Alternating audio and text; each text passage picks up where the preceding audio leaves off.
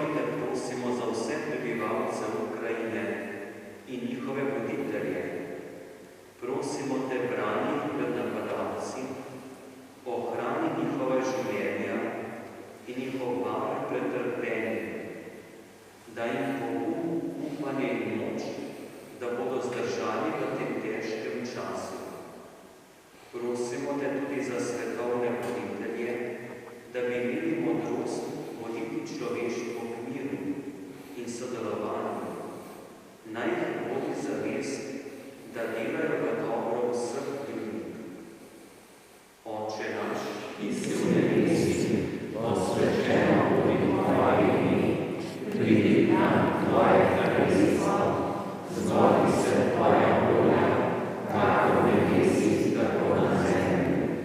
Daj nam danes naš vsakdanji kruh in odpusti nam naše dolge, kakor tudi mi odpuščamo svojim dolžnikom, in ne odpelji nas v zlo, temveč reši nas zla.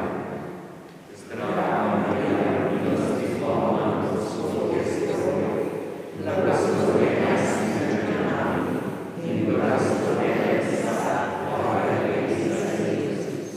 Sveta Marija, Mati Božja, prosi za nas grešnike, zdaj in v naši smrtni uri. Kraljica miru, prosi za nas. Sveti arhangel Mihael, prosi za nas. Pripravimo srca za Božji blagoslov. Gospod z vami in s tvojim duhom. Tvoje vernike, Gospod, naj utrdi blagoslov, da nikoli ne pridajo nasprotju s tvojo voljo, marveč se vedno veselijo tvojih darov, po Kristusu našem Gospodu. Amen. Blagoslovi vas vsemogočni Bog, Oče in Sin in Sveti Duh. Amen.